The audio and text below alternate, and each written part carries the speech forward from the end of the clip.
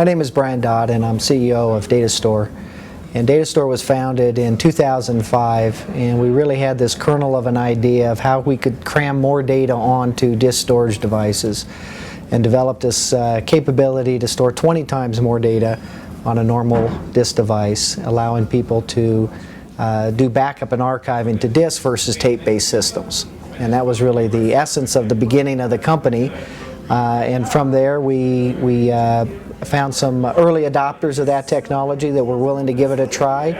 And to our surprise, initially it was working even better than expected. We were seeing compression ratios of 40 to 1, 50 to 1, whereas the normal industry for compression is like 2 to 1. And so we got these dramatic results, and we started to see cross-server deduplication capability. And really it was the excitement from that early customer that we had that really drove us and encouraged us to kind of continue that project going forward. It's really key to get that first customer. We were fortunate enough to work with some incubators in Longmont, Colorado, and they were able to actually introduce us to some people at Seagate that introduced us to our first real OEM partner.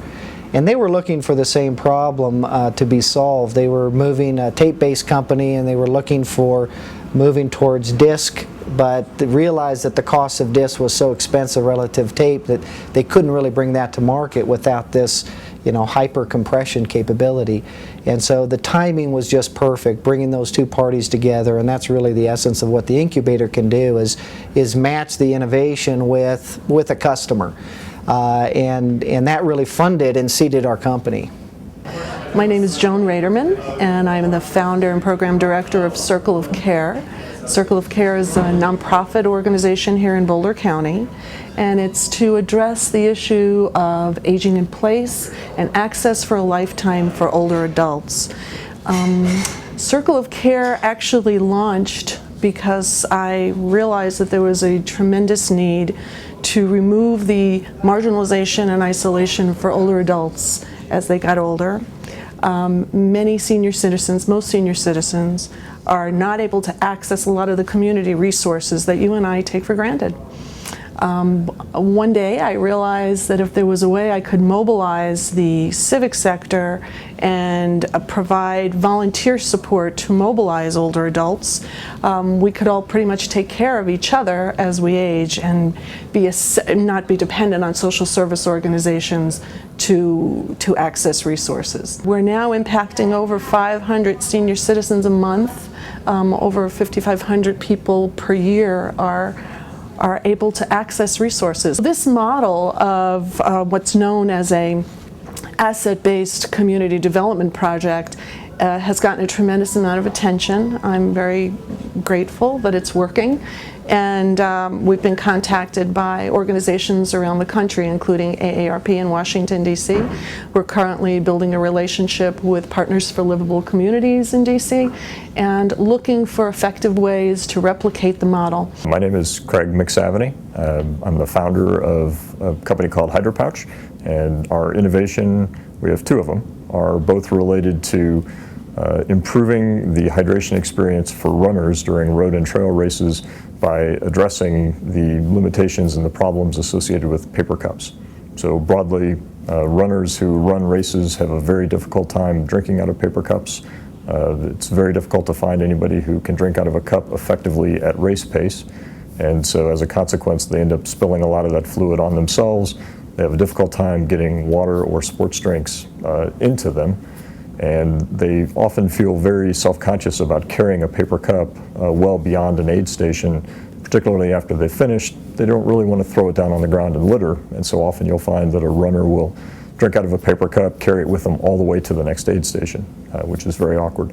So our first invention, if you will, is a thing called a HydroPouch. It's a way for a runner to grab as much as 6 ounces of water or sports drink at an aid station. They can fill a HydroPouch while maintaining their race pace, whatever that might be. So even the fastest runners can fill a HydroPouch at full speed. They can discard the paper cup if they happen to be filling a HydroPouch from a paper cup right there at the aid station. So that makes it easy for the race director and the volunteers to clean it up. And they can carry their fluid with them for as long as they like. They can sip it without getting it all over themselves. And when they've had as much as they like, or when they've finished it, They simply empty it out and clip the hydro pouch back on and carry it to the next aid station.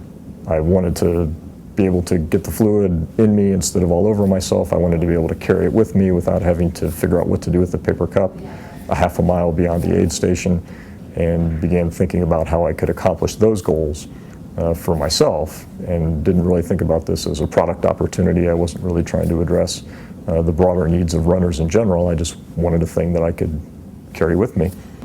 Our second invention is a thing called the hydro pour, and pour as in pouring fluid rapidly out of a container.